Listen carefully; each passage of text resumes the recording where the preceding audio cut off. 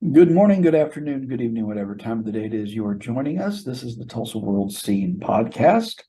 I am here with my friend and colleague Jimmy Trammell to talk about all things that will be in the world of culture, both high and low in the Tulsa area.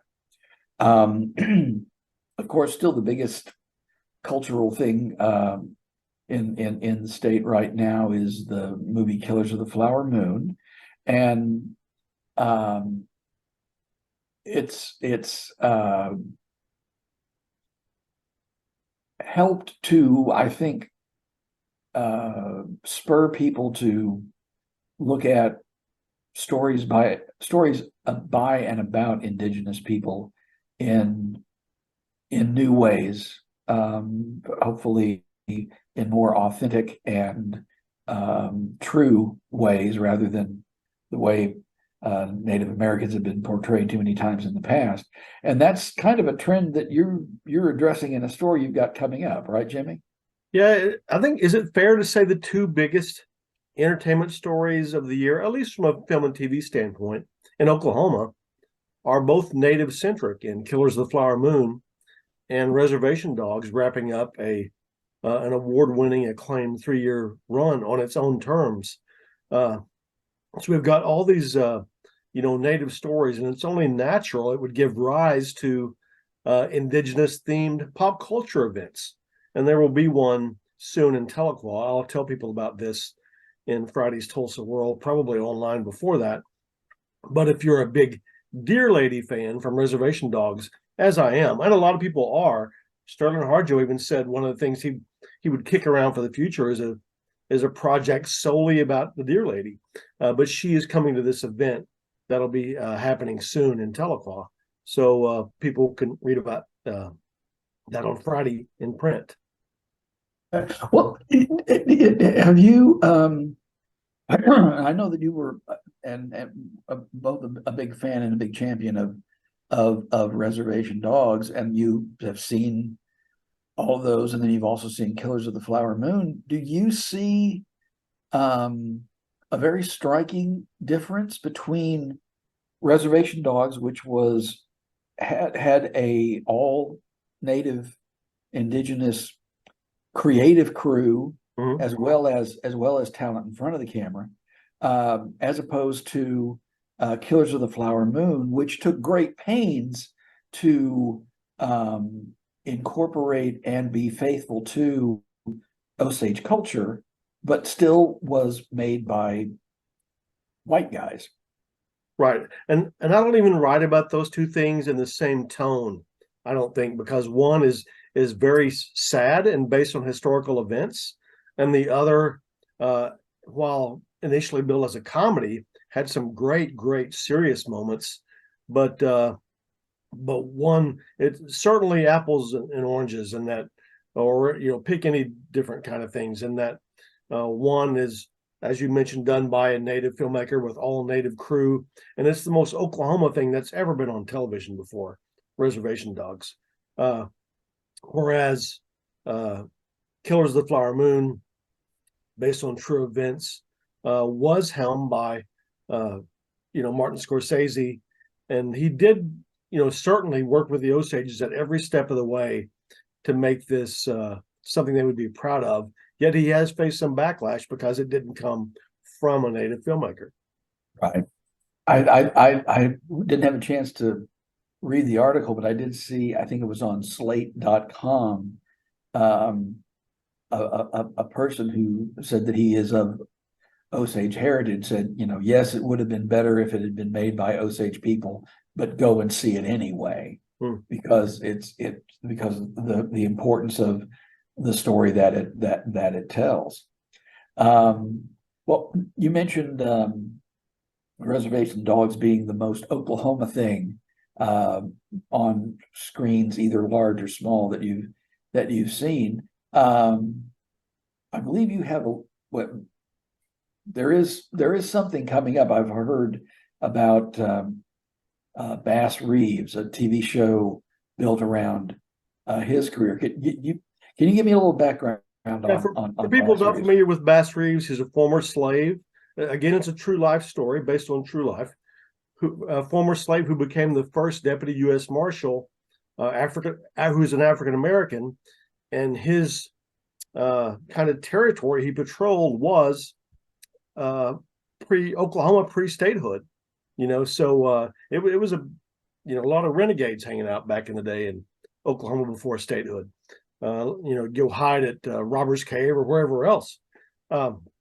There is a Taylor Sheridan backed Bass Reeves 8-part series coming out in November, and I certainly will have more about this as we get closer. I've been accumulating information, talking to people with these series, and I think next week we'll pop a lot of that stuff out there.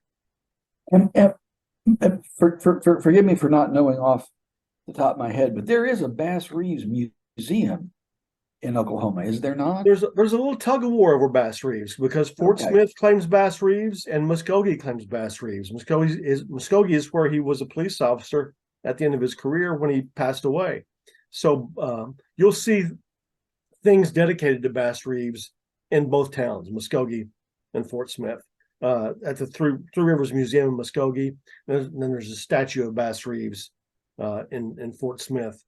And while we're on the subject of TV movies, I want to blindside you with a couple of anniversaries here. Okay. We lost the great Vincent Price 30 years ago today. We're filming this on the 25th.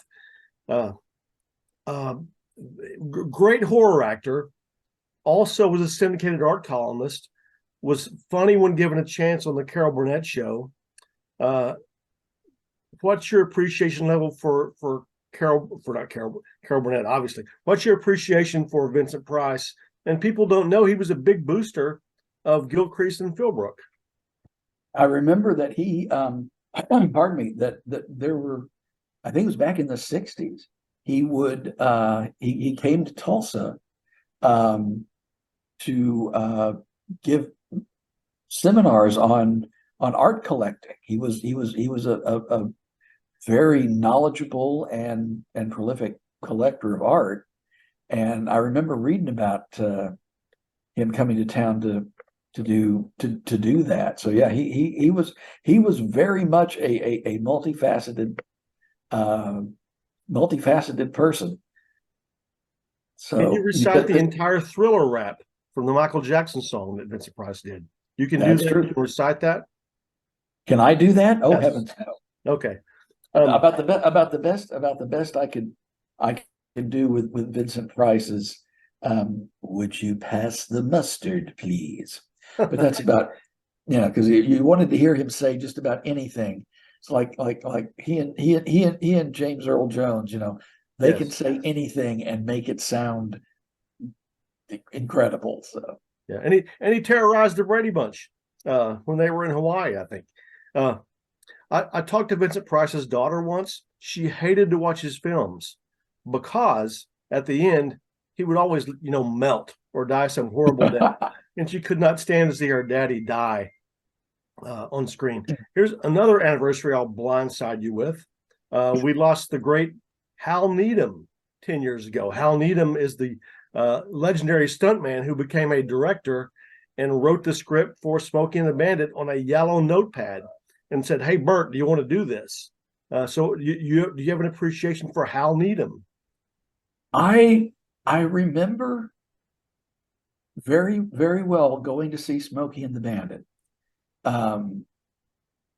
My father is a minister, but he also liked he would like the Jackie Gleason show, and he had heard this, he heard the music. He was a big country music fan, so, but he didn't go to many movies, and so he said, "Well, we'll go to this one," and so we go, and it was at the Bowman Twin, and it starts, and as you know very well, Jackie Gleason plays an incredibly foul-mouthed Southern sheriff.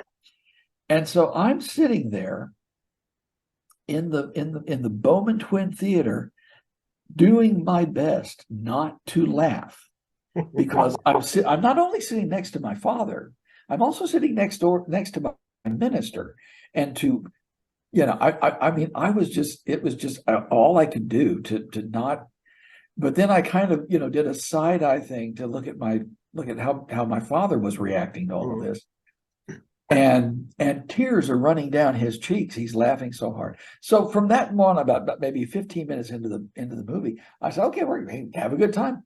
And so we both made it through the movie and enjoyed it. And as we walked out, I was told that, I said, Dad, what'd you think? He said, that was the filthiest thing I have ever heard in my life. Mhm. Goodness, was it funny? So, It holds up. My son is 18. It's his favorite movie. So well, it's a pure and simple story about, underdogs triumphing over great odds and having fun doing it.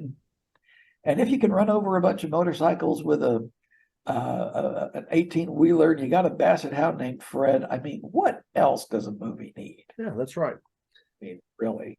So, well, that's some of the things we have going on.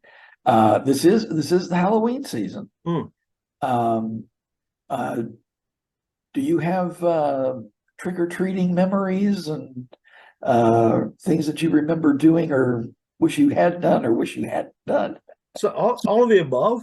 Okay. As a kid, obviously you thought nothing of just going and running all through town in the neighborhoods, filling up your thing with candy. Probably the thing I wish I had not done is one time at a school assembly, they had the police officer come to the school assembly on Halloween and say, and I think the principal and the administration, the faculty expected him to say, do not throw eggs. His message instead was, throw all the eggs you want, just don't hit, old people and stuff. So that led to like the all-time egg war in town that night, and we all, wore trash bags as shirts. We just cut holes in them and got in the back of pickup trucks, and it was just like, jousting down Main Street. Just, the town smelled so bad the next day, but Oh it was man. fun at the time. But yeah, I wish I had not done that. But yeah, I don't think I have many Halloween regrets. I mean, I'm of the age where I can remember where you would get a lot of homemade things for Mm. trick or treat, popcorn balls and bags of cookies or cups of something.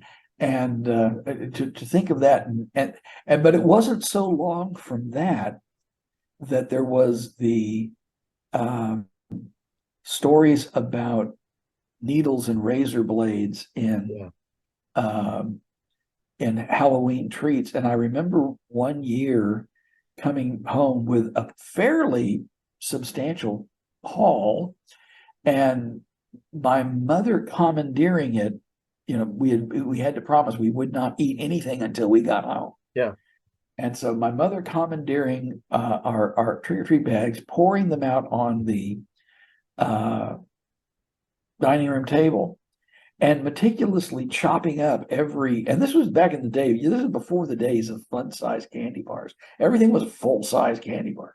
Mm. Chopping them up to make sure there was no Yeah. thing, and then handing it to us afterward. Is it looked like it had already been half eaten, but so that's kind of a maybe a sad comment Well, on the way things have gone. your all-time favorite Halloween costume that you personally wore is?